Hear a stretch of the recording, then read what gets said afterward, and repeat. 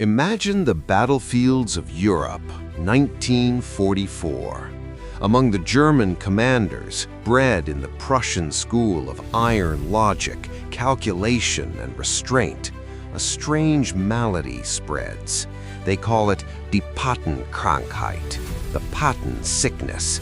Its symptoms: paralyzing hesitation, panicked intelligence reports, an irrational belief that this man could be in two places at once, break through fronts where it was physically impossible, and appear like a phantom in their rear when he was expected hundreds of miles away.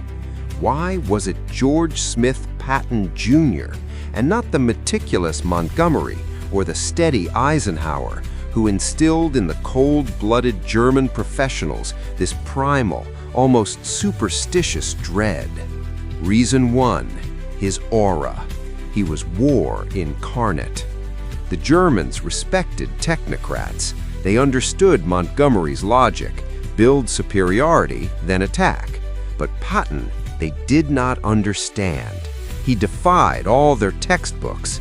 He was a shaman, a fanatic, a reincarnated condottiero, or a Hun. He believed in past lives and that his soul had marched through millennia of battles. He spoke to his troops not as a general, but as a fiery preacher, using profane, blistering, biblically potent rhetoric. For Germans who systematized everything, this primordial, uncontrollable force of nature was more terrifying than any calculation. He didn't just lead armies, he possessed them with a ferocious spirit. His divisions moved with a frightening, un-American aggression and speed. Reason 2, his unpredictability, a game of chess with a madman. Classical military science is chess. Patton played poker, bluffing on every street. He didn't think in front lines, but in gaps. While others planned breakthroughs, he sought end runs. His famous dash across France and the breathtaking pace of his advance in the summer of 1944 weren't just fast, they were psychologically unbearable for the enemy. The Wehrmacht High Command was constantly plagued by one question: where is Patton? And more often than not, they guessed wrong.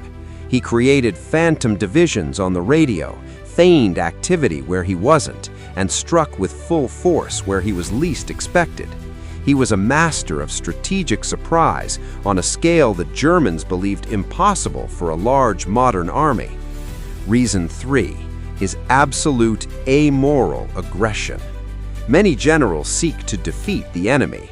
Patton wanted to annihilate him, crush him, grind his will to resist into dust. His infamous line, "No bastard ever won a war by dying for his country. He won it by making the other poor dumb bastard die for his country," was a terrifying revelation to the Germans. There was no chivalry of a Rommel here. This was a total, ruthless will to obliterate. He gave no respite, allowed no breathing room to disengage and regroup. His tanks rolled day and night through mud and fog. For German generals, whose forces were already stretched to the limit, this human, relentless offensive pressure was like facing a hurricane or an avalanche, a blind force of nature that could not be stopped by negotiation or tactical cleverness. And the crucial point: the Germans believed the legend. Abwehr intelligence and the Wehrmacht command consistently overestimated his strength, his capabilities, his importance.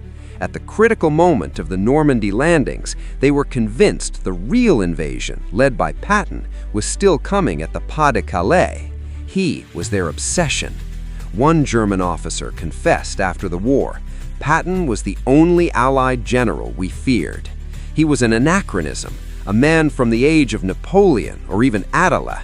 He thought as we did, totally, aggressively, without looking back. But he had what we ultimately lacked: unlimited resources and the freedom to act. That made him the most dangerous man in Europe."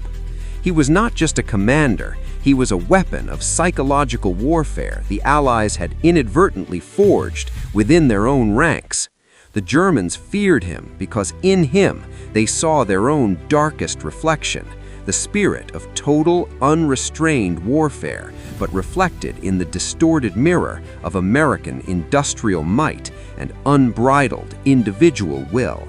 He was their nightmare. And nightmares, as we know, come when you least expect them. If you enjoyed this dive into history, hit that like button and subscribe for more. In the comments, tell me, which other legendary military figure should we profile next? Until next time in the corridors of history.